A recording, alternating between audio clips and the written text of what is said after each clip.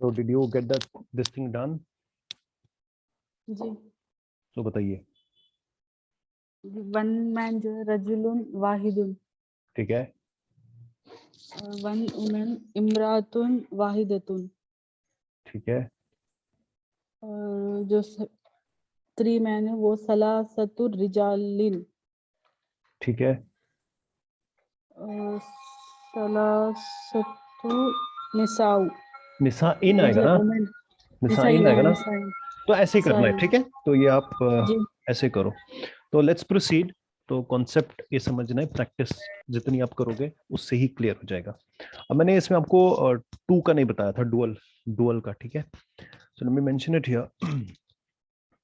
एक और चीज, जब अभी तक हम करते हैं ना, अभी तक जब हम सेंटेंस करते थे, जुमला इस्मिया, फॉर एग्जांपल सिंपल सा सेंटेंस में लिखता हूँ हाजा बैतुन, हम ये सेंटेंस करते थे, तो इसको हम ट्रांसलेट करते थे दिस इज ए हाउस। तो एक्चुअली ये एक्चुअल जो सेंटेंस था, दिस इज वन हाउस, इसके साथ सिफत होती थी, वो मेंशन नहीं होती थी, वो होती थी ऐसे वाहिदुन, this is one house. English में अ हाउस, ए हाउस होता है ना, एक घर, तो ये हमेशा इसके साथ होता था। तो ये वाहिदुन मेंशन करने की जरूरत नहीं है, बिकॉज जब हम एक अ हाउस बोलते हैं ना, वो खुद ही एक ही होता है। मेरी बात समझ रहे हो मैं कहना क्या चाहता हूँ? लेकिन जब हम स्पेसिफिक कोई चीज है, जैसे मैं बोलूंगा मेरे पास 3 घड़ियां और एक पेन है, तो तब मैं वाहिद बोल रहा हूँ। लेकिन जब मैं सेंटेंस ही यूज करूँ, आई हैव अ हाउस, वो खुद ही पता ही एक ही है। बात समझ आ रही मेरी? सेंटेंस में जब हम यूज जी करते हैं, वरना वाहिदुन इसके साथ तब भी था, बिकॉज इसकी सिफत थी, ये सिफत है ना। और देखो यहाँ पे सिफत के तौर पे नंबर बाद में आ रहा है। जब हम 3 से आगे काउंट करें तब नंबर पहले आ रहा है, ये इंपॉर्टेंट पॉइंट है। वहां पे नंबर पहले आ रहा है, ठीक है, यहाँ पे नंबर बाद में आ रहा है। और यहाँ पे डिफॉल्ट ये मेंशन ही होता है, हमेशा साथ ही होता है, जब भी हम बाइट बोले, जब भी हम कुछ भी लिखते हैं। बट ये मेंशन नहीं होता, बिकॉज उसको मेंशन करने की जरूरत नहीं है। हाँ, जब स्पेसिफिक मेंशन की जरूरत करने की जरूरत हो तब ये हम मेंशन करते हैं। ठीक है, ये एक हो गया। दूसरी चीज, हमारे पास टू के लिए जो वर्ड है वो है इस्नान। ठीक है, इस्नानुन, ठीक है, वाहिदुन, इस्नान। तो जब हम टू बोलेंगे, जैसे मुझे बोला टू हाउसेस, तो बिकॉज ये सिफत के तौर पे यूज होता है ना, सिफत मौसूफ कंस्ट्रक्शन है ना ये, तो इसमें जो अलिफ और नून है, यही मुझे अपने नाउन में ऐड करना पड़ेगा। तो मुझे बताना पड़ेगा बैतान इस्नान।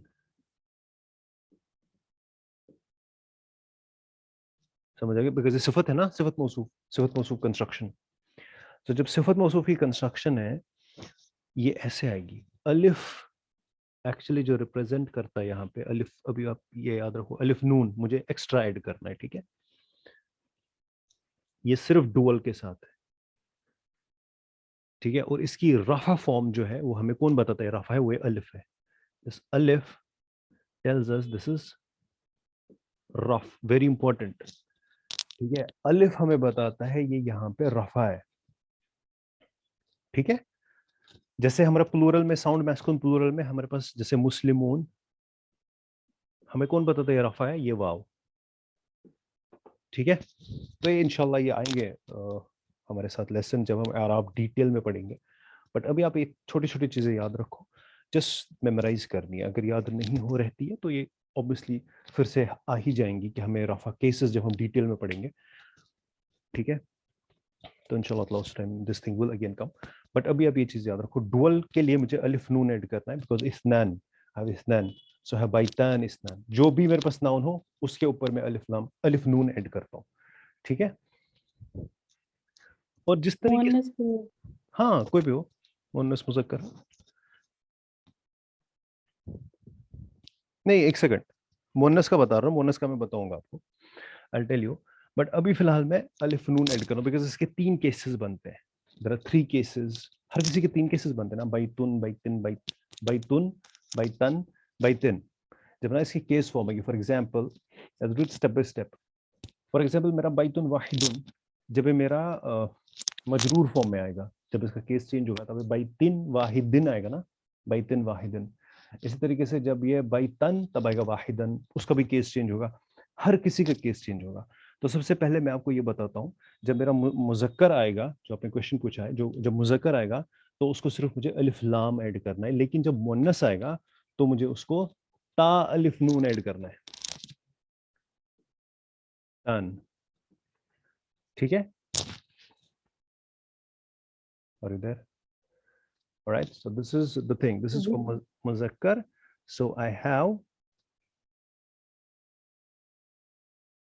ani,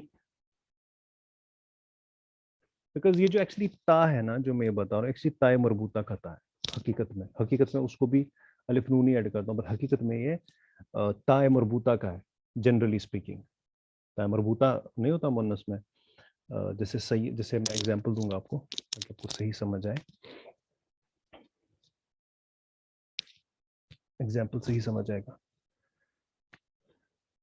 सय्यारतुन, ठीक है, तो मैं इसको बोलूंगा सय्या, अब मुझे बोलना है 2 कार्स, ठीक है, तो मैं बोलूंगा सय्यारतन,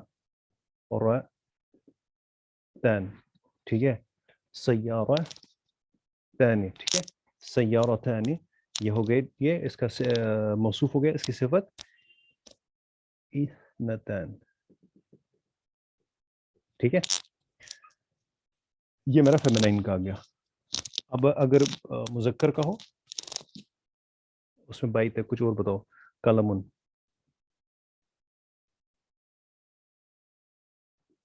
कलमान, इस्नान, ठीक है,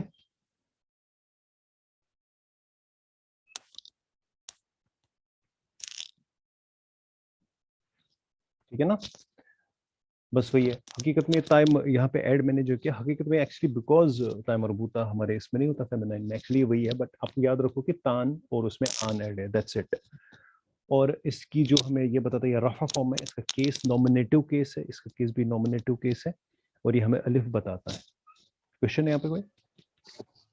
जी ये केस का ही पूछ रहे। और वो रुको, उसके अंदर मत जाओ अभी, अभी आप इतना याद रखो, ठीक है, बिकॉज उससे वो एक्स्ट्रा चीज याद रखनी पड़ेगी। अभी आप इतना ही याद रखो कि अभी ये इसकी रफा फॉर्म में है, जब इसका केस चेंज होगा तब क्या होगा वो हम पढ़ेंगे इंशाल्लाह। अभी अब इतना याद रखो, इसकी हम नॉमिनेटिव केस, अभी हमने एक्यूजेटिव केस को बिल्कुल टच नहीं किया, बिल्कुल कहीं पे हमने टच नहीं किया ऐसे। जेनेटिव केस हमारे सिर्फ इस वजह से पढ़ा बिकॉज हम जार मजरूर पढ़ रहे थे, उसमें हमें जेनेटिव केस था, पढ़ना जरूरी था जब जेनेटिव केस है, तो अभी वरना हमने एक्यूजेटिव केसेस को हकीकत में हमने टच ही नहीं किया है। अभी हम बस कॉन्सेप्ट में बना रहे हैं, ठीक है, अभी हम बेसिक्स के साथ ही खेल रहे हैं। अभी बस ये देखो कि इसकी नॉमिनेटिव फॉर्म है, दैट्स इट। नॉमिनेटिव फॉर्म आप सबसे पहले सॉलिड कर लो अपनी, बिकॉज उसके बाद ही आप डिफरेंशिएट कर पाओगे, वरना जब 3 4 चीजें एक साथ आएगी तो कंफ्यूज हो जाओगे, अब कौन सा मुझे कहाँ पे लगाना है। अभी बस नॉमिनेटिव रफा केस के साथ ही आप खेलो, दैट्स इट, ठीक है। बस हाँ, अगर एक्यूजेटिव और वगैरह कहीं पे आ जाता है, just for good to know information, अगर याद रहता है ठीक है, नहीं रहता तो कोई दिक्कत नहीं, अपने टाइम पे we will study that in detail, ठीक है। सिर्फ ये याद रखना है कि ये चीज याद रखो जो मैं आपको बताने जा रहा हूँ, ये याद रखो, वो ये है कि जो आराब होती है, जो केस होता है, अभी बिकॉज आप, मैं आपको ये भी नहीं कहूंगा कि आप अभी बेसिक क्लास में हो, बेसिक से थोड़ा ऊंचा हो, अभी तक हम वर्ड यूज करते थे केस फॉर अल आराब, राइट। अभी हम दूसरा वर्ड इसके लिए इंग्लिश में यूज करेंगे, जो जनरली यूज किया है इंग्लिश ग्रामेरियंस ने, जिन्होंने अरबिक को समझने की कोशिश की, और इंग्लिश ग्रामेरियंस, वो है डेक्लेंशन। मैंने ये वर्ड पहले यूज नहीं किया था बिकॉज तक आप बताओगे क्या है ये। This is actually the word that we are going to use from now onwards, declension for the word for एराब। सो आप सिर्फ ये चीज याद रखो जो मैं बताने जा रहा हूँ, कि एराब जो है, केस जो है, वो 2 टाइप्स का मेनली होता है। टाइप्स तो उसके बहुत सारे हैं, लेकिन मेनली 2 है। एक है जिसको हम बोलते हैं अल आराब असलिया, जैसे असली, असली ना, तो इंग्लिश इंग्लिश उर्दू में असली, असली का ऑपोजिट किसको बोलते हैं? What is the opposite of असली? असली का ऑपोजिट नकली। है ना, तो लेकिन यहाँ पे असली का ऑपोजिट असलिया, ये वही असली है, ऑपोजिट नकली नहीं है, वो है फरइया। असलिया मींस प्राइमरी, यहाँ पे मेन ओरिजिनल, और इट मीन सेकेंडरी, ठीक है। तो आराब दो किस्म की ही होती है।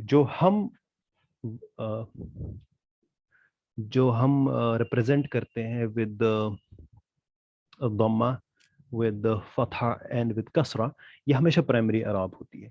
जो सेकेंडरी आराब होती है वो जैसे इन मैस्कुलिन साउंड प्लूरल वाव से आती है, ठीक है। इन इस केसेस में जब इसका एक्यूजेटिव केस होगा अलिया से आती है, या अलिया से इसकी जेनेटिव में आती है।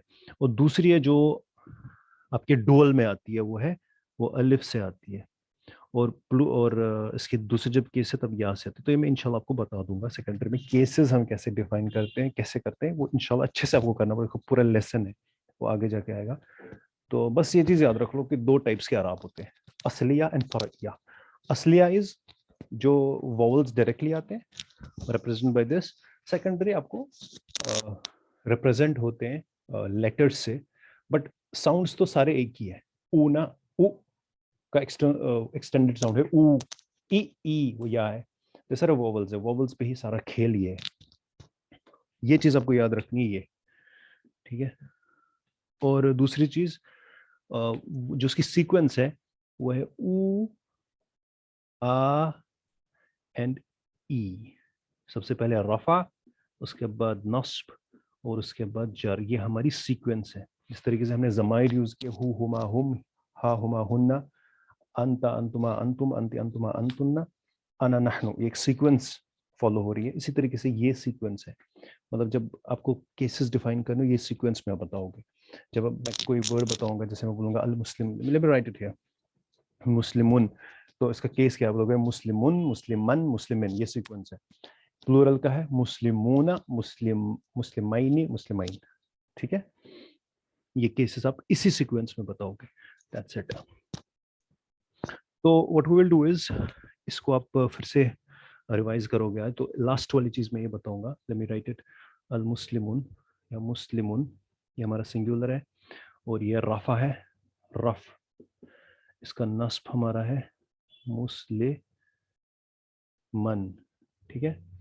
और इसका जर है मुस्लिम, ठीक है। जब इसका प्लूरल आएगा वो आएगा मुस्लिमून, मुस्लिमीन,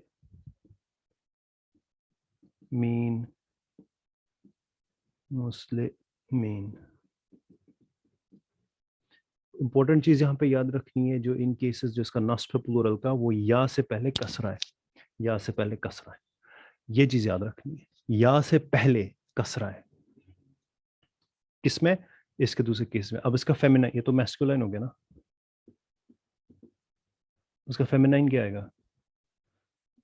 मुस्लिम। ये आपको ऐसे चार्ट बनाना है, मुस्लिमतुन, मुस्लिमतन, मुस्लिमतिन। बोर्ड दिख रहा है सारा?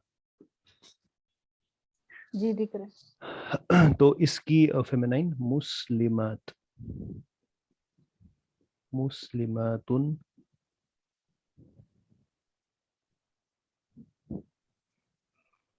मुस्लिमातिन,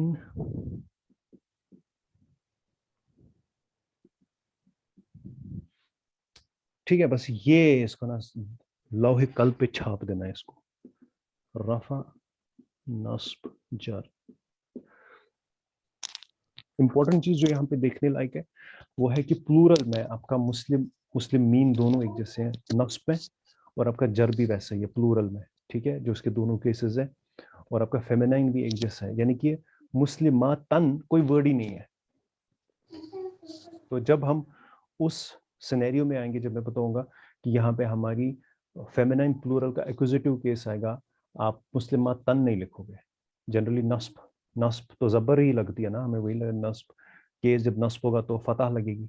तो यानी कि प्लूरल में आपको ये चीज मेंशन करता हूँ। अभी बस इतना याद रखो आप, ठीक है। स्लोली एंड स्टडीली सब इंशाल्लाह you will grasp it, but step by step ही चलना पड़ेगा। तो अभी ये 3-4 चीजें जो हमने आज पढ़ी, इसको रिवाइज करके अच्छे से नोटबुक पे करो। इंशाल्लाह ताला अल्लाह will make it easier for you, और दुआ करो अल्लाह से टू मेक इट इजियर। और जो आपने पढ़ा समझा उसको रिवाइज जब तक नहीं करोगे, it will be difficult for you otherwise. Because आपने आज देखा, अगर और कभी इजाफी समझ नहीं आया था उस टाइम, तो कैसे समझ आएगा अकाउंटिंग? तो स्टेप बाय स्टेप मेरी एक्सपेक्टेशन वही है, there's only the expectation that I have कि step by step, out of 10 things, if you just remember 7, we're all good. I don't expect you to remember all 10. Just remember 70%. We'll be good, because these things will be repeated in future in your lessons, right? So I'll close the session today. We'll end the session with this. Subhanakallahumma wa bihamdika wa nashhadu an la ilaha illa ant wa nastaghfiruka wa natubu ilayk. Assalamu alaikum.